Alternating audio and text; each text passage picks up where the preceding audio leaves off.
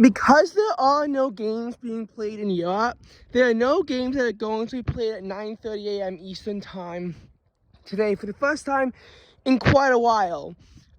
Maybe it is that the Colts-Patriots game was the last game played in Europe of the year. And while we are going to have games being played, at more peculiar times, because of Thanksgiving and Christmas, by the way, I don't know how Monday Night Football is going to work that week. We also have a first ever Black Friday football, so it'll be interesting, for sure. But, I'm curious to see what's going to happen. Now, as far as the game this week, I've actually picked out a couple of interesting games that I'm going to talk about to see what do I think is going to happen. So, as for the games this weekend, most of them are going to be bland and boring, but there are a few interesting games that I think could be worth discussing in this video. First of all, Steelers-Browns, I think, is going to be an interesting game, not just, for the NFC North standings, but also for playoff spots. The AFC is very bitterly contested this year, as you might have been able to tell. We have the Steelers, Browns, and Texans currently in a spot, and I think the Texans are going to win this week because they're playing the Cardinals. So far, the Cardinals stunned the Cowboys, absolutely stunned the Cowboys, who are also in a playoff spot in the NFC. And their only other win was over the Falcons, who, the NFC South is dicey. I mean, the Saints have the easy schedule, and they're only at 5-5 right now. Now, I'm not going to go over into how I think it's going to work, though I do think that the Bucs are going to lose to the 49ers and fall to a 4-6 record. Falcons and Saints might be on their byes this week. I'm not sure. I mean, they both have played 10 games, but it's certainly possible that they're on their byes this week. And overall, the NFC South is going to be messy. It might be another thing this year where the winner is 8-9, and if they win it, I'd be surprised if anyone in the division gets above 9-8. And it might be another division where they get immediately eliminated. I could see someone from the NFC South advancing to the divisional round, but I would be very shocked if anyone from the NFC South is making it to the conference round. And I also highly doubt that anyone from the NFC South is going to be getting a wild card spot. I think it's going to be Cowboys, Seahawks, and probably Vikings, to be honest, at this point. Though, there is more interesting minutia to be dissecting. And yes, Vikings-Broncos, this is a Sunday night game. Initially, at the start of the season, you would think this is a terrible Sunday night game. But to be honest, I really think that it's actually going to be a good game because both teams are on significant winning streaks, even though they both had their share of struggles this season. Also, oh my god, that sound is so fucking loud. So, as far as that goes, Steelers-Browns is going to be a good game in the NFC North. If the Ravens have a collapse similar to what happened in 2021 when they were at 8-3, where they lost all their remaining games and fell out of a playoff spot, it could potentially determine it could be significant who wins the AFC North, because I don't think the Bengals are getting anywhere. They're 5-5 right now. They really needed to beat the Ravens last night.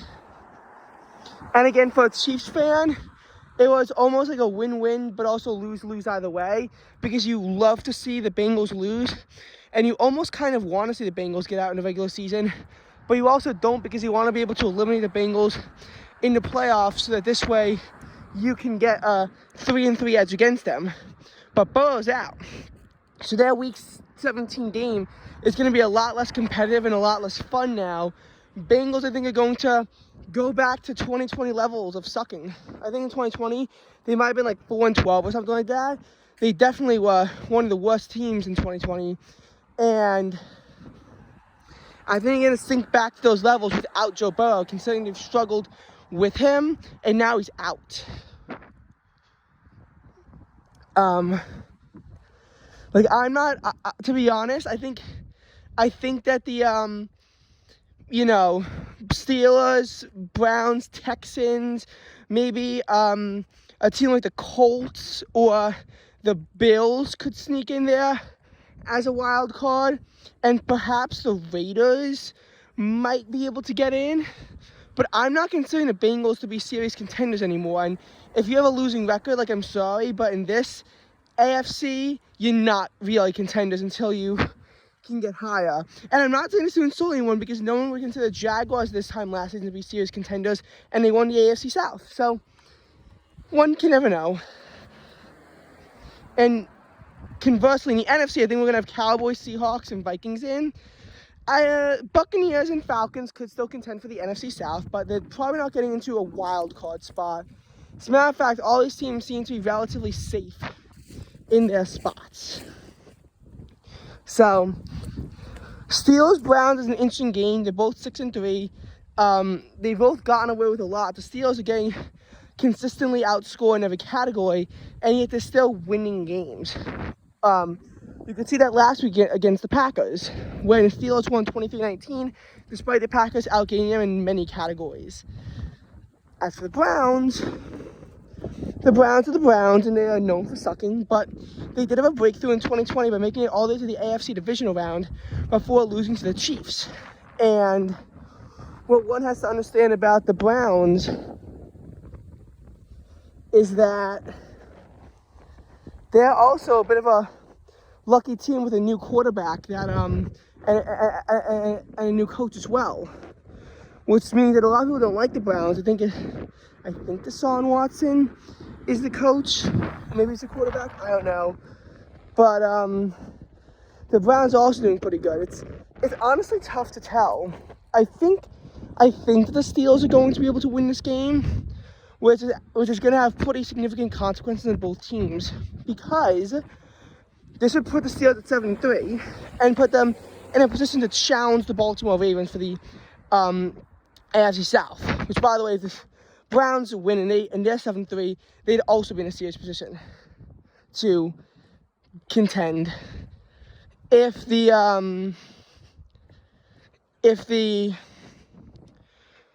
Browns lose, they're 6-4, and the Steelers lose, they're 6-4, then they're in a tie with the Texans, and I'm not sure who would win the tiebreaker. And that's, of course, assuming the Texans are going to win, but they're literally playing the Atlanta Cardinals, which, based on how they scored last year, one could think that the Tank Bowl, but C.J. Stroud has overperformed all expectations that the NFL has put on him, and I expect the Texans to make the playoffs this year for the first time since 2019. And honestly, you can even see the Texans were beginning to go on a bit of a rise when they went 2-1 in the last 3 games of the season by beating the Titans and the Colts. So you could see a bit of improvement there, and then of course them continuing on their role throughout that. Now, I actually do kind of want to go with no, I know it's not chronological order. I do want to go with the Buccaneers 49ers game for a second, because now that I thought about it, it could be more interesting. Bucs are 4-5, 49ers are 6-3, but both teams recently came out of big losing streaks. The 49ers went up to 5-0, lost 3 in a row, had their bye when the entire NFC West scored 6 points, and then they were able to win against the Jacksonville Jaguars 34-3 to absolutely squish them and snap their 5-game winning streak. And I gotta say that that was a really bad loss for Jacksonville. Now they're no longer one of the most respected teams in football. Now, honestly, the AFC South, who's winning, is in contention now. I'm not sure who the Jaguars are playing. I think they're playing the Titans, so that should be a pretty easy win to hold off the Texans for now. But I could see the Texans storming back against Jaguars the same way the Jaguars stormed back against the Titans last year. So now they're much closer. It's definitely not a lock. Jaguars fans have to be worried now that the Texans are going to catch up. because CJ Stroud just got 2 clutch wins in the last 2 weeks. The Buccaneers, he beat 39-37 in a scoregami, which, by the way, there's been 5 of those this season. Compared to last season, which only had 3. And with the last week, he got a last-second field goal, 30-27. As a matter of fact, in both games, he was able to engineer, in the final minute, a drive to win the game, though the Bengals-Texans game would have went to overtime had that not happened. So, Texans, you got to watch out for them. And I think the Jaguars can come back this week, but if they lose, they're really not going to be able to be taken seriously, despite still having a 6-4 record. And you can see this on the Seahawks, too. They had a bye, and they lost a lot of respect after their loss. That led the 49ers to take back the division in Week 8. I think they lost to the Browns, but I'm not sure. Not sure who actually won that game. Actually, I think they beat the Browns.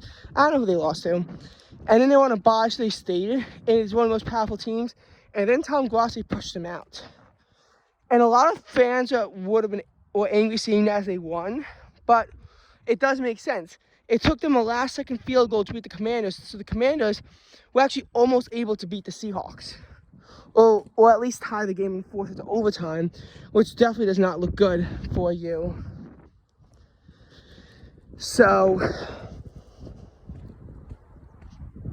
the Vikings, they were really able to, not the Vikings, the Seahawks, they were really able to fall out of there. And their game against the Rams is going to be important, because if they even struggle against the Rams, who are 3-6 right now, it's going to be a major embarrassment. That's what I'm saying, though. Teams barely above 500 could be one of the most powerful teams, depending on how they're going. And teams falling apart could be well above 500. But, again, they just lost a lot of respect. So I think the Seahawks-Rams game should be a Seahawks blowout. Anything less than a Seahawks blowout, and Seahawks fans should be very scared for what's happening. Or what's about to happen.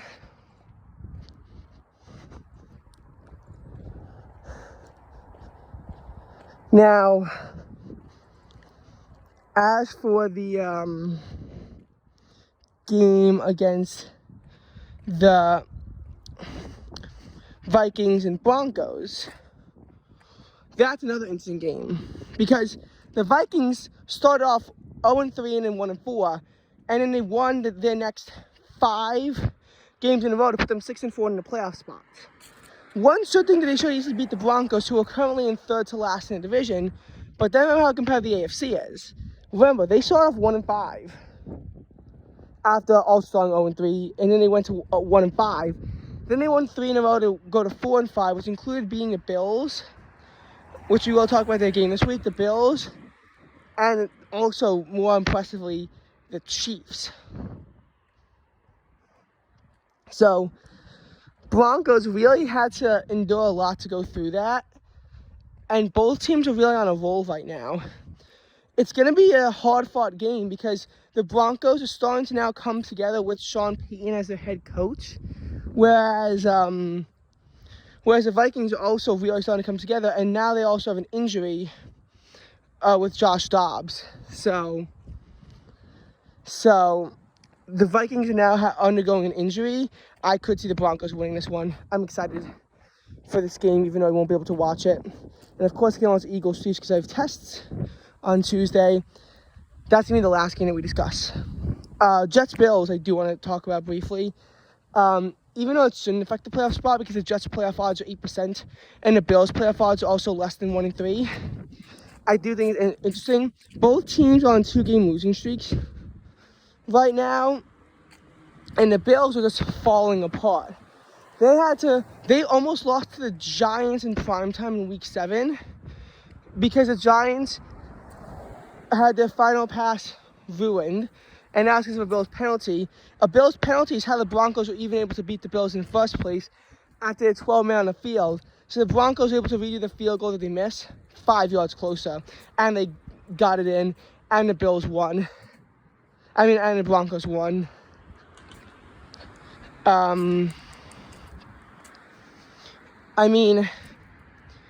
I mean, like the Bills, they've fallen apart significantly. They lost to the Patriots, for God's sake. They lost 29-25 to the New England Patriots, also the Jets. The Jets lost 15-10 to the Patriots. And the Jets were 4-3, but again, this Week 7 game was a very ugly win against the New York Giants, even though they both play in New Jersey. 13-10 in overtime, and the Giants had -9 passing yards. And the Giants still almost beat the Jets. They were up 10-7 with 35 seconds left, but they missed their field goal. Jets made theirs, and Jets got it in overtime. That's a very ugly game. And the fact that a team who had negative passing yards almost won really should just say something about the quality of these teams. And then, of course, they go on and lose their next 2 games. So, this is a really ugly game to predict. The Bills are being slammed with penalties. I think that this is going to be at the Bills Stadium, so I'll give it to the Bills. Jets had a very ugly 22-16 overtime win against the Bills where Aaron Rodgers got injured. And while Aaron Rodgers might be able to return, a lot of it does depend on can the Jets be in serious playoff position, which of course means beating the Bills right now is a requirement for that. And they also have to be able to beat the Dolphins. And even though being in the Jets' home stadium, the Dolphins are on a roll, especially against poor quality teams. Which means that the Dolphins might be able to win this. And this is going to be the first ever Black Friday football game. So, pretty exciting stuff. Now, as far as the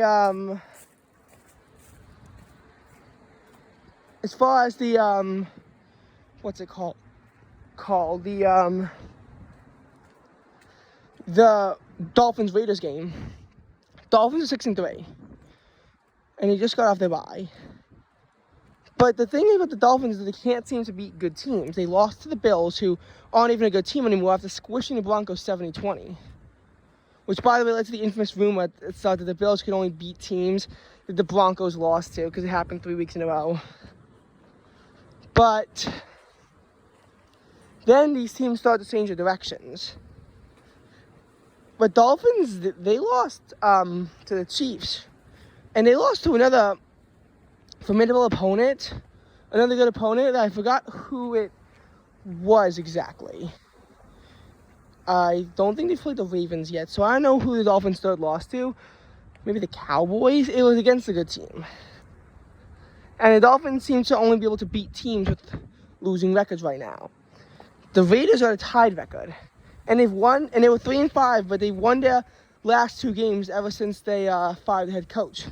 They squished the Giants 30-6, and they beat the Jets 16-12. The Jets were one Hail Mary away from winning. So, not exactly a very good game. And again, I'm curious to see, can the Raiders go up against a strong team like the Dolphins now they fired Josh McDaniels? Again, I'm really not sure.